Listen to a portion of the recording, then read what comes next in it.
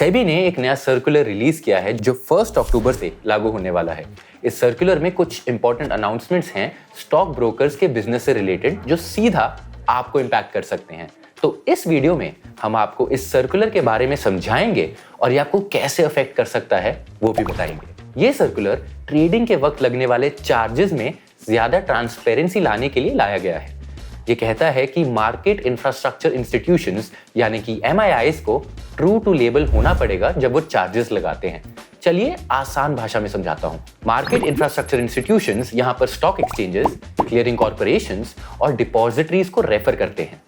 ये देश के फाइनेंशियल सिस्टम के लिए बहुत इंपॉर्टेंट है और सिक्योरिटीज मार्केट के लिए एक जरूरी इंफ्रास्ट्रक्चर प्रोवाइड करते हैं। स्टॉक एक्सचेंजेस ब्रोकर से ट्रांजैक्शन फी चार्ज करते हैं जब वो उनके थ्रू ऑर्डर्स प्लेस करते हैं। ये चार्जेस फ्लैट नहीं होते बल्कि ऑर्डर्स की वॉल्यूम के हिसाब से चार्ज किए जाते हैं। जितने ज्यादा ऑर्डर्स उतनी कम ट्रांजैक्शन फी। आप NSE के स्लैब वाइज ट्रांजैक्शन चार्जेस इस टेबल में देख सकते हैं।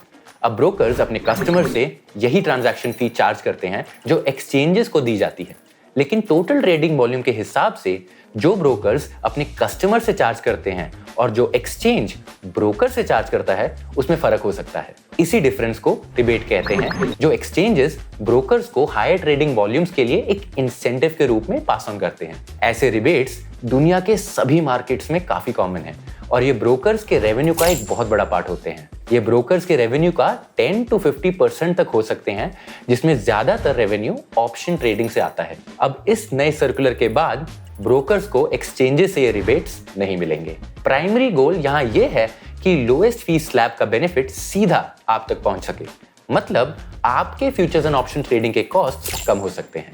इस चेंज का इम्पैक्ट फ्यूचर्स और ऑप्शंस ट्रेडिंग में सबसे ज्यादा होगा क्योंकि पिछले कुछ सालों में ऑप्शंस वॉल्यूम्स बहुत ज्यादा बढ़े हैं। ये राइज 2020 से ट्रेस किया जा सकता है जब इंट्राडे ट्रेडिंग पर लेवरेज रिस्ट्रिक्शंस ने ट्रेडर्स को ऑपरेशन मार्केट की तरफ ढकेल दिया।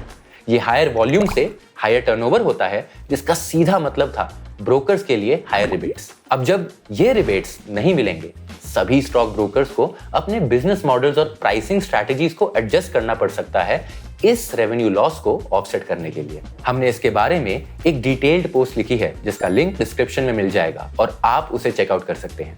अगर आपको कोई भी क्वेश्चंस हैं तो प्लीज ट्रेडिंग Q&A में आप अपने सवाल पोस्ट कीजिए ताकि हम उनका आंसर कर सकें। Investments in securities market are subject to market risks. Read all the related documents carefully before investing.